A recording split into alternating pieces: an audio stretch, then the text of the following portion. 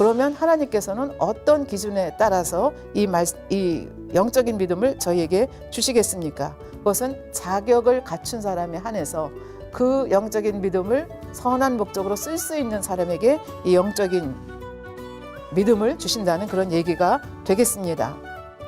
제일 첫 번째는 믿지 못하도록 방해하는 나의 생각과 이론을 전부 깨트리고 하나님의 말씀에 복종시켜야 됩니다. 하나님의 말씀을 열심히 듣고 배워서 말씀을 진리로 채워가야 됩니다. 그러니까 진리의 마음을 만들어가야 이 진리의 행함이 나오는데 무엇이 진리인지 알지 못하면 막연히 교회만 왔다 갔다 한다고 해서 하나님 뜻대로 행하는 것이 아닙니다. 그래서 이 진리의 말씀을 우리는 꾸준히 배워서 그 진리를 내 마음에 쌓아가야 됩니다. 무엇이 하나님의 뜻인지, 무엇이 진리인지, 무엇이 의로운 것인지, 나보기에 의로운 것이 아니라 무엇이 하나님 보시기에 의로운 것인지를 쌓아가야 된다는 얘기가 되겠습니다. 그래서 하나님을 믿는다 하면서도 말씀이 없는 사람의 삶이 얼마나 비참한가 하는 것을 사울 왕의 예를 통해서 한번 보도록 하겠습니다. 사무엘상 28장 6절입니다. 6절에 보면 사울이 여호와께 묻자오되 여호와께서 꿈으로도 우림으로도 선지자로도 그에게 대답지 아니하셨다. 이렇게 나와 있습니다. 이것은 사울의 마지막 말년 때 이야기입니다. 블레셋과의 전쟁이 일어났을 때 선지자 사무엘도 죽었습니다. 그리고 원체 하나님께 불순종했기 때문에 하나님께 버림을 받았습니다. 그래서 이 전쟁을 당하면서 하나님 뜻을 알기를 원했습니다. 그런데 꿈으로도 역사하시지 아니하시고 우림으로도 둠밈으로도 선지자로도 하나님이 말씀이 임하지 않습니다. 그러니까 얼마나 답답했겠습니까? 그래서 얼마나 답답했으면 자기가 다 추출해 버리도록 한 무당을 다시 찾아가는 그런 모습을 볼 수가 있습니다. 그래서 엔돌에 있는 그 무당을 찾아가서 그 무당에게 사무엘 선지자, 돌아가신 사무엘 선지자를 불러드리라고 다그치는 그런 모습을 볼 수가 있습니다. 그러니까 하나님을 믿는다 하면서도 말씀이 없으면 그 생활이 얼마나 엉망진창이 되는지 하는 것을 이 사울 왕의 예를 통해서 볼 수가 있습니다. 그래서 우리의 말씀으로 우리의 마음을 채워가야 되는데 그러면 어떻게 우리의 마음을 말씀으로 채워갈 수 있겠느냐 하는 것이 또 질문이 되겠지요. 몇 가지로 생각해 보겠습니다. 그러기에 우리는 들어야 됩니다. 그러므로 믿음은 들음에서 나며 들어야 우리가 믿음이 생긴다는 거죠. 근데 들음은 뭘 들어야 되는 거예요? 그리스도의 말씀을 들어야 된다는 말씀입니다. 각종 예배에 신령과 진정으로 하나님 말씀을 경청해서 들어서 아버지의 말씀을 내 마음속에 믿음으로 받아들여야 된다는 얘기가 되겠습니다. 그러나 또 한편으로 생각하면 일주일에 한 번, 일주일에 두 번, 일주일에 세 번 예배 드리는 것만으로 그래서 설교를 통해서 말씀 듣는 것만으로는 부족하다는 얘기가 되겠습니다. 그래서 하나님께서는 우리에게 아버지의 마음, 아버지의 뜻을 알 수 있도록 저희들에게 성경을 주셨습니다. 그래서 그 말씀을 읽어야 우리가 진리로 또 분별을 할 수가 있겠습니다. 신명기 17장 19절에 이런 말씀이 있습니다. 평생에 자기 옆에 두고 읽어서 무엇을? 하나님의 말씀을 그 하나님 여호와 경외하기를 배우며 이 율법의 모든 말과 이 규례를 지켜 행할 것이라. 이것은 사실 이스라엘 왕이 될 사람에게 주는 하나님의 지시사항이거든요.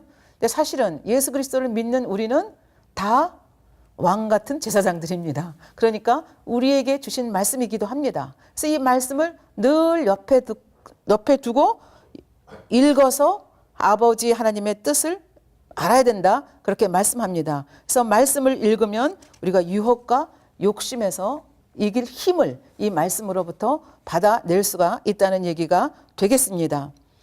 이 말씀을 읽음으로 이 유혹에서 벗어났던 한 분의 예를 여러분에게 소개를 하겠습니다. 하츠라고 하시는 유명한 비즈니스맨 사업가신데요. 이분이 사업을 하다가 실패를 해서 빚을 굉장히 많이 졌습니다. 그 빚을 많이 진 상태에서 어쩔 수 없는 상태에서 이제 말씀을 읽고 기도를 하다가 그러니까 말씀 읽는 것이 얼마나 중요한가를 지금 말씀을 드리는 겁니다. 마음 깊은 곳에서 그날 읽었던 말씀이 계속 떠나지 않습니다. 그래서 그 말씀의 감동함을 받아서 그 말씀대로 그날 당장 행하는 행함을 보여주게 됩니다. 그 말씀이 무엇인가 하면 말라기 3장 8절의 말씀입니다. 사람이 어찌 하나님의 것을 도적질하겠느냐. 그러나 너희는 나의 것을 도적질하고 말하기를 우리가 어떻게 주의 것을 도적질하였나이까 하도다. 이는 곧 11조와 헌물이라. 이 말씀입니다. 그래서 자기 재산을 다 정리를 했습니다. 그래서 팔아가지고 그 상당량을 교회에 헌금을 했습니다. 그랬더니 아내도 가족들도 친구들도 저 사람 좀 이상한 거 아니야? 하고 굉장히 못마땅해 했습니다. 그래서 이렇게 못마땅해 하는 가족들에게 못마땅해 하는 친구들에게 이 하츠라고 하는 분이 다음과 같이 고백을 했다고 합니다. 나는 사업을 하면서 늘 이런 생각을 했습니다. 이 사업이 조금만 더 잘 되면 주님께 모든 것을 바쳐야겠다고요. 저는 마음으로만 헌신하려고 했던 거죠. 그런데 오늘 새벽 우연히 말라기 말씀을 읽게 되었는데 아까 그 말라기 3장 8절 말씀입니다. 그 말씀 가운데 11조를 드리지 아니함이 하나님의 것을 도적질하는 것임을 깨닫게 되었습니다. 나는 많은 사람들에게 빚을 지고 있지만 정작 내가 빚을 지고 있는 분은 바로 하나님이라는 사실을 알았습니다. 그래서 가장 중요한 분의 빚부터 갚기로 결심하여 헌금을 한 것입니다. 이렇게 자기가 왜 그렇게 했는가를 설명을 했다고 합니다. 하나님께서는 이렇게 행함으로 보이는 이 하츠를 어찌 축복을 안 하셨겠습니까? 그래서 하츠는 그 후에 다시 사업을 재개해서 성공을 했고 신화적인 백만장자가 되었고 또 이런 것을 깨달았기 때문에 복음 사역에 굉장히 힘쓰는 그런 놀라운 사람이 되었다는 이야기입니다. 그래서 성경 말씀을 열심히 설교 말씀을 통해서 들어야 되고 두 번째는 성경을 옆에 두고 늘 읽어야 됩니다. 그러나 그것만으로는 완전하지가 않습니다. 신명기 6장 6절에 보면 오늘날 내가 내게 명하는 이 말씀을 너는 마음에 새기라. 마음에 어떻게 새기겠습니까? 말씀을 암송함으로 마음에 새겨서 내 마음속에 그 말씀이 들어있으면 필요할 때 성령님께서 떠올려 주시기 때문에 우리가 옆길로 가지 아니하고 아버지 하나님의 뜻을 분별해서 순종하는 길로 나갈 수 있다는 얘기가 되겠습니다. 순종하게 되면 따라오는 것이 영적인 믿음을 받게 되는 거죠. 그래서 그 영적인 믿음을 갖게 하기 위해서는 첫 번째로 내 생각, 내 지식, 하나님의 진리와 이렇게 위배되는 것은 가감히 깨버려야 된다. 첫 번째 말씀이고요. 두 번째는 하나님의 말씀을 열심히 듣고 배우고 읽고 암송해서 그것을 내 마음에 채워나가야 된다. 그러면 내 마음이 진리로 차는 것만큼 비진리가 빠져나가고 영적인 믿음을 갖기가 수월해진다. 이 두 번째 말씀입니다. 세 번째는 행함이 따라야 된다는 말씀입니다. 영적인 믿음은 순종하는 믿음이라고 지난 시간에도 말씀을 드렸습니다. 로마서 1장 17절에 이런 말씀이 있습니다. 복음에는 하나님의 의가 나타나서 믿음으로 믿음에 이르게 하나니 기록된 바 오직 의인은 믿음으로 말미암아 살리라 함과 같음이라. 믿음으로 믿음에 이르게 한다. 의인은 믿음으로 산다. 그러니까 앞에 있는 믿음은 뭐고 뒤에 있는 믿음은 뭐냐 이런 생각을 하실 수가 있겠습니다. 아까도 말씀드렸지만 대부분의 사람들은 일단 이 말씀을 읽고 배우고 암송해서 지식으로 마음에 쌓습니다. 그리고 그것을 하나하나 생활 속에서 순종해 나가서 무슨 믿음으로요? 영적인 믿음으로 바꿔 나갑니다. 그래서 믿음으로 믿음에 이른다는 것은 지식적인 믿음에서 영적인 믿음으로 이른다는 얘기가 되겠고 작은 믿음에서 큰 믿음으로 발전해 나간다는 그런 의미가 되겠습니다. 그리고 실제로 하나님을 믿는 사람들은 행하게 되어 있습니다. 피아노 치는 거 한번 생각해 보십시다. 피아노 악보를 아무리 100번을 읽었다고 해서 피아노를 칠 수 있는 것이 아닙니다. 피아노 앞에 앉아서 피아노를 연습을 해야 됩니다. 골프도 마찬가지입니다. 골프 교본을 100번을 읽었다고 해서 골프를 잘 치는 것이 아닙니다. 도움은 되겠죠. 그러나 실질적으로 필드에 나가서 골프를 해봐야만 골프 실력이 납니다. 제가 지금 목이 마릅니다. 그리고 지식적으로 알고 있습니다. 목이 마를 때는 물을 먹으면 갈증이 해소된다는 걸 알고 있습니다. 알고 있는 이 지식적인 믿음을 내가 목이 마르면 물을 마셔야 된다고 했지. 그래서 컵을 들어서 물을 마시면 갈증이 해소가 되는구나. 그래서 물을 마시면 갈증이 해소된다는 것을 내가 행함으로 터득을 했습니다. 그 말씀이 사실이라는 걸 알죠. 그럼 그 다음부터는 어떻게 하겠습니까? 갈증이 나면 그냥 자동적으로 물컵을 갖다가 물을 마시게 되는 거죠. 그래서 이런 식으로 해서 하나님의 말씀도 마찬가지라는 것이요. 지식적인 믿음으로 지식적인 말씀이 나한테 있으면 그게 아무리 가지고 있어도 소용이 없다는 거죠. 그 내가 지식으로 가지고 있는 그것을 하나하나 실천에 옮길 때 그것이 내 속에서 믿음으로 쌓여간다는 그런 얘기가 되겠습니다. 그런데 우리 하나님은 이런 영적인 믿음을 너무나 기뻐하시기 때문에 우리가 이렇게 행함으로 영적인 믿음을 이렇게 해가면은 우리에게 축복으로 답을 해주신 것을 알 수가 있습니다. 아까 하츠 11조 얘기 말씀드렸죠. 그리고 주의를 거룩하게 지킨다, 11조를 한다. 이것은 믿는 자로서 행해야 될 가장 기본적인 거거든요. 그럼에도 불구하고 온전히 믿지를 못해요. 그래서 주의를 지키지 못하고 또 11조를 아까워서 제대로 못하고 이렇게 11조를 다 드렸다가는 생활비가 안 될 것 같아서 11조를 못한다. 그러면 내가 알고 있는 것, 지식적인 믿음으로 알고 있지만 사실은 그것이 내 것이 안 됐기 때문에 순종할 수가 없다는 것입니다. 그렇다고 하면 이것은 믿음이 아닙니다. 죽은 믿음이고 육적인 믿음이고 하나님께서 인정하지 않는 믿음이 되겠습니다. 그래서 아무리 많은 것을 알고 많은 것을 보았다 하더라도 내가 그것을 실천으로 옮기지 않으면 아무 소용이 없다는 것을 우리가 다시 한번 기억할 필요가 있겠습니다. 그래서 이 행함이 없는 믿음이 얼마나 우리를 초라하게 만드는가, 얼마나 하나님의 응답을 끌어내리지 못하는가, 오히려 하나님의 분노를 우리가 받게 된다 하는 것을 우리에게 실증적으로 말해주는 성경의 한 이야기를 또 여러분과 나누도록 하겠습니다. 이스라엘 백성들이 모세라는 출애굽에 걸출한 지도자를 따라서 출애굽을 했습니다. 10가지 재앙을 다 눈으로 목도했습니다. 하나님의 위대하심을 피부로 보고 느끼고 체험했습니다. 더군다나 홍해에서는 홍해가 눈앞에서 갈라지는 것을 보고 그 깊은 바닥이 마른 땅같이 되어서 자기들 발로 거기를 걸어서 마른 땅같이 건너갔습니다. 그리고 무슨 일이 벌어집니까? 낮에는 구름 기둥으로 해를 가려주셔서 시원하게 해주시고 밤에는 그 광야를 지나서 광야에서 살면서 어떻게 해요? 불기둥으로 하나님께서 지켜주셔서 밤에도 춥지 않게 그렇게 해주셨습니다. 그리고 어느 시간이 지나다 식량이 다 떨어졌을 때 하나님께서 만나를 내려주셨습니다. 지금도 만나를 먹고 있습니다. 지금도 밤이면 불기둥으로 따뜻하게 지내고 있습니다. 지금도 구름기둥으로 낮으면 우리 백성들을 서늘하게 해주고 있습니다. 드디어 가데스 바네아까지 도착을 했습니다. 그래서 하나님께서 약속하신 가나안 땅을 정탐하도록 한 지파에서 한 명씩 12명을 보내서 12명이 가서 보고 돌아왔습니다.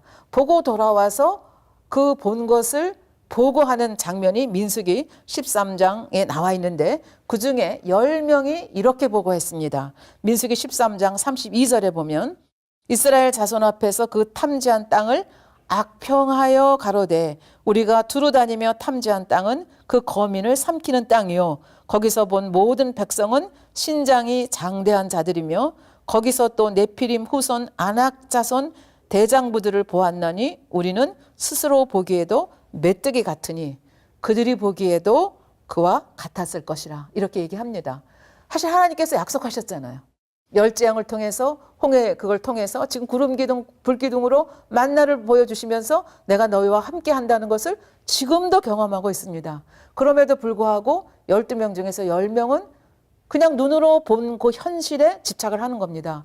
그래서 가서 보니까 땅이 악하고요. 사람들이 장대같이 커서 우리는 메뚜기 같아요. 그렇게 보고를 하니까 백성들이 14장 1절부터 쭉 보면 밤새도록 울었습니다.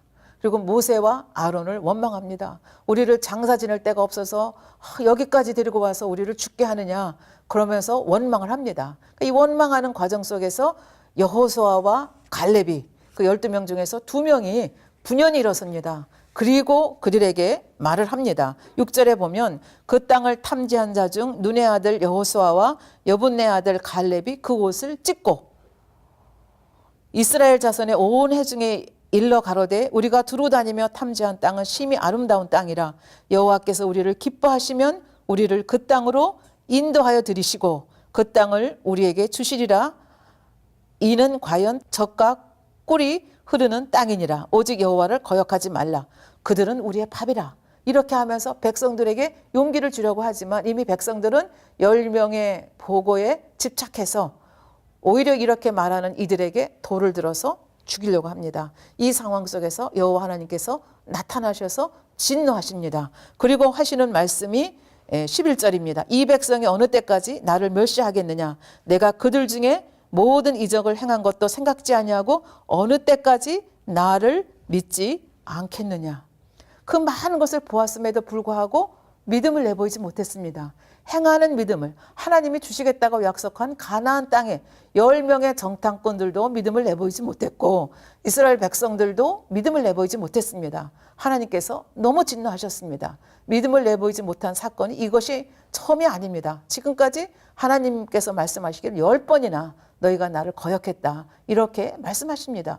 보면서도 믿지 못합니다. 만나를 먹으면서도 믿지 못합니다. 그래서 이렇게 행함으로 보이지 못하는 이들은 믿음이 없다 하나님께서 말씀하시면서 결국은 믿음이 있기까지 어떻게 해요? 40년 광야 훈련을 받아야 되고 믿음이 없는 1세대들은 광야에서 믿음이 없기 때문에 하나님이 믿음으로 들어가는 가나안 땅에 들어가지 못하도록 역사하시고 출애굽 2세대만이 여호수아 갈렙과 더불어 믿음의 고백을 했던 갈렙과 더불어서 가나안 땅에 들이는 것을 볼 수가 있습니다.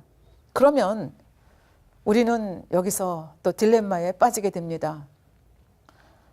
저도 순종하고 싶어요. 말씀이 믿어졌으면 좋겠어요. 혈기 내는 거 죄라는 거 알아요. 근데 아무리 혈기를 안 내려고 해도 작심삼일이지 또 혈기가 나요. 저 사람 너무 미워요. 안 미워하려고 무진장 애를 썼지만 얼굴 보기만 하면 또 미워요. 어떻게 하면 좋겠습니까? 순종 안 하려고 하는 것이 아니라 순종하려고 하는데 순종이 안 되는 거예요. 이런 경우 행해야 된다고 했고 영적인 믿음은 순종해야만 아버지가 주신다고 했는데 그럼 어떻게 해야 되겠습니까? 이것에 대한 처방전을 아버지 하나님께서 우리에게 주셨습니다. 인생이 그렇게 말씀 들었다고 해서 그 자리에서 제깍 순종할 수 있는 이런 인생은 아마 10,000명에 1명도 나오기 힘들다는 거 아버지께서 아셨기 때문에 순종하고 싶지만 순종하지 못하는 자들에게 순종할 수 있는 길을 열어주셨습니다. 그것이 뭐냐 하면 불같이 기도하라는 것입니다. 그래서 불같이 기도하고 기도해서 안 되면 작정해서 기도하고 작정해서 그래도 안 되면 금식하고 이렇게 하면서 기도의 강도를 높여가면서 하나님 앞에 능력을 구하면 하나님은 사랑이시고 하나님은 선이시기 때문에 하나님께서 은혜를 주시고 하나님께서 능력을 주시면 미움이 하나 둘 사라지기 시작하고 혈기가 사라지기 시작하고 하나님 말씀대로 순종할 수 있는 믿음을 위로부터 우리에게 주신다는 그런 말씀이 되겠습니다. 그러면 여기서 잠깐 그럼 불같은 기도라는 것은 무엇입니까? 우리 만민중앙교회에서는 많이 들어서 저희들이 알고 있는데요. 그럼에도 불구하고 이제 초신자들이나 아니면 별로 말씀이 마음에 안 들어왔던 사람들이 가끔 저한테 묻습니다. 목사님, 불같은 기도하라고 말씀하시는데 불같은 기도가 어떻게 하는 것이 불같은 기도예요? 이렇게 물으시는 분이 계십니다. 아마 시청자 여러분들께서도 그 불같은 기도가 도대체 어떻게 하는 겁니까? 이렇게 질문을 하실 분이 계실 것 같아서 불같이 기도하는 방법에 대해서 잠깐 간단하게 설명을 하도록 하겠습니다. 우리가 예를 들어서 야구를 한다 그러면 야구하는 규칙이 있습니다. 마라톤을 한다. 아무 코스나 뛰는 것이 아니라 정해진 코스를 뛰어야 됩니다. 모든 경기에는 룰이 있습니다. 마찬가지로 하나님께서 응답받을 만한 기도, 불같은 기도를 하기 위해서는 하나님께서 정하시는 대로 하나님께서 원하시는 대로 기도를 해야 됩니다. 그래서 하나님께서 원하시는 이 불같은 기도의 방법이 무엇인가를 지금부터 짤막하게 설명을 하도록 하겠습니다. 첫 번째는 마음이 동하면 했다가 한 달쯤 쉬었다가 또 불같이 기도해야지 그러고 10시간 기도하는 것이 불같이 기도하는 것이 아닙니다. 습관을 쫓아서 매일매일 규칙적으로 기도하는 것이 불같은 기도하는 첫 번째 비결이 되겠습니다. 예수님께서도 습관을 쫓아 기도하셨다 말씀하십니다. 우리들이 존경하는 다니엘 선지자도 하루에 3번씩 창문을 열고 예루살렘을 향해서 규칙적으로 기도하셨다는 것을 알 수가 있습니다. 어찌 다니엘 선지자뿐이겠습니까? 베드로 사도도 요한도 이렇게 규칙적으로 기도한 것을 볼 수가 있습니다. 저희 만민중앙교회도 이 규칙적으로 기도하는 것이 너무나 중요하다는 것을 아시기 때문에 초창기부터 지금까지, 지금 창립 31주년이 지났는데요. 지금까지 온 성도들을 이렇게 저녁마다 모이게 해서 2시간 내지 3시간씩 온 성도들이 함께 모여서 하는 다니엘 차례라고 하는 시간을 주셔서 규칙적으로 기도하는 이런 습관을 저희들에게 드리도록 그렇게 저희를 인도해 가고 계십니다. 불같이 기도하는 첫 번째 비결은 매일매일 규칙적으로 기도해야 된다는 것이고, 두 번째는 무릎을 꿇고 기도해야 된다는 것입니다. 성경에 보면 예수님도 무릎을 꿇고 기도했습니다. 솔로몬도, 다니엘도, 하나님의 사람들은 하나같이 무릎을 꿇고 기도했습니다. 왜 무릎을 꿇고 기도합니까? 인간으로서는 불가능한 것을 하나님 앞에 구하는 것이기 때문에 그 하나님 앞에 겸비한 자세, 무릎을 꿇는다는 것은 겸비한 자세를 갖는다는 것을 뜻합니다. 그리고 그분을 존경한다는 것을 뜻하는 거죠. 경외한다는 것을 뜻하는 것이기 때문에 피조물이 창조주이신 하나님 앞에 구하는 것이기 때문에 겸손한 자세로, 겸비한 자세로 구한다고 하는 것이 바로 무릎을 꿇고 기도하는 것입니다. 물론 상황에 따라서 무릎을 꿇을 수 없는 상황도 있지만 상황이 허락하는 한 무릎을 꿇고 기도하는 것이 불같이 기도하는 두 번째 비결이 되겠습니다. 세 번째 비결은 우리가 기도를 아무리 많이 한다 할지라도, 하루에 10시간을 기도한다 할지라도 하나님의 뜻에 합한 기도를 하지 않으면 하나님 앞에 연락이 되지 않습니다. 그래서 하나님의 뜻에 합당한 기도를 해야 합니다. 예수님께서도 누가복음 22장 42절에 보시면 기도를 하시면서 내 원대로 마옵시고 아버지의 원대로 되기를 원하십니다. 아버지의 뜻을 따라서 기도하는 것이 불같이 기도하는 비결입니다. 그럼 아버지의 뜻이 뭐냐? 마태복음 6장 33절에 보면 너희는 먼저 그의 나라와 그의 의를 구하라. 그리하면 이 모든 것을 너에게 더하신다. 하나님의 나라, 영혼들을 구하는 것, 그리고 의를 구한다는 것은 나의 선결입니다. 죄를 버리고 악을 버리는 것을 우선적으로 기도를 해야 된다 말씀하십니다. 그러나 우리는 기도한다 그러면 의식주를 놓고 기도하는 것에 치중하는 경향이 있습니다. 의식주를 물론 구해야 됩니다. 그러나 정말 아버지께서 받으시는 불같은 기도의 비결은 하나님의 나라와 하나님의 의를 먼저 구하는 것이라는 것을 우리가 기억할 필요가 있겠습니다. 네 번째는 애쓰고 힘써서 기도를 해야 됩니다. 그래서 예수님께서도 누가복음 22장 44절에 보면 예수께서 힘쓰고 애써 더욱 간절히 기도하시니 땀이 땅에 떨어지는 핏방울같이 되더라. 이 겟세마네의 동산, 특히 예수님이 기도하던 이 시절, 이 시간에는 저녁이 되면 서늘합니다. 그러니까 가만히 주님이 앉으셔서 묵상 기도를 하셨다면 절대로 땀이 땅에 떨어지는 핏방울같이 떨어질 수가 없다는 얘기입니다. 이 말씀은 예수님께서 부르짖어서 애쓰고 힘써서 기도하셨다는 얘기가 되겠습니다. 그러면 또 묻습니다. 왜 그러면 그렇게 애쓰고 힘써서 기도해야 됩니까? 이것은 영계의 법칙입니다. 창세기 3장 17절에 보면 내가 내 아내의 말을 듣고 내가 너더러 먹지 말라 한 나무 실과를 먹었은즉 땅은 너로 인하여 저주를 받고 너는 종신토록 수고하여야 그 소산을 먹으리라. 그래서 우리는 이 땅에 사는 동안 저주받은 이 땅에 저주받은 인생으로 살고 있기 때문에 이렇게 이마에 땀이 흘려야 우리는 먹을 것을 먹을 수 있습니다. 영적으로도 동일한 원리가 해당이 됩니다. 그래서 우리가 땀 흘리며 기도했을 때 하나님께서 들으시고 응답을 하신다는 이야기가 되겠습니다. 다섯 번째로는 중심을 바쳐서 기도를 해야 됩니다. 이 중심을 바쳐서 기도한다는 것이 뭐냐? 쉽게 예를 들어서 설명을 드리겠습니다. 약복 강가에서 야곱이 한 기도가 바로 중심을 바쳐서 한 기도입니다. 왜 야곱은 여기서 중심 기도를 할 수밖에 없었습니까? 20년간 삼촌 집에 있다가 이제 자기 고향으로 돌아오는 과정에 있습니다. 삼촌과의 관계 속에서 둘이 타협한 게 있습니다. 길리의 그 이상은 넘어가지 않겠다. 그러니까 다시 돌아갈 수가 없습니다. 이제 가나안 땅으로 가는 길밖에 없습니다. 근데 앞에 요단강이 넘실거리고 있습니다. 그런데 정보통에 의하면 자기 형 에서가 400명의 군사를 데리고 자기가 요단강을 넘으면 잡아 죽이려고 지금 기다리고 있다는 정보를 받습니다. 지금 굉장히 부자가 됐습니다. 큰 때를 이루었습니다.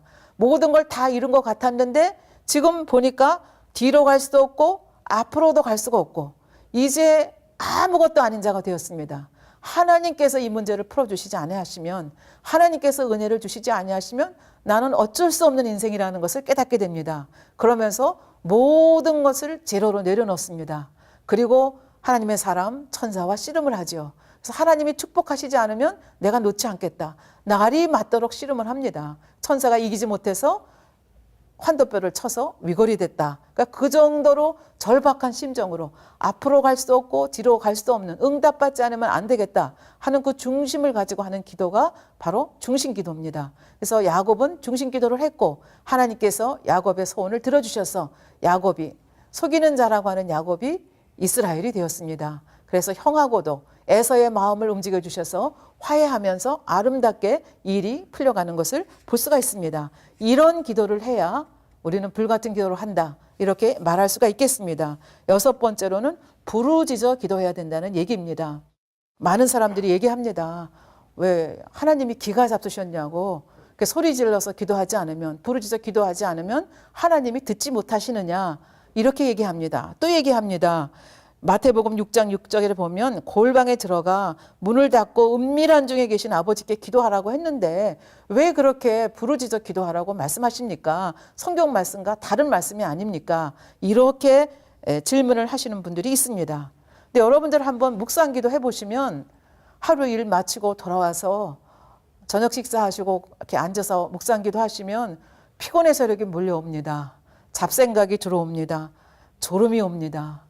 기도하기가 굉장히 어렵습니다. 그러나 여러분들이 또박또박 소리를 내서 내 귀에 내가 하는 기도를 들으면서 기도하게 되면, 기도에 몰두하게 되면서 졸음이 온다든지 다른 생각을 할 수 있는 여지가 없게 됩니다. 이것이 부르짖어 기도해야 되는 첫 번째 이유입니다.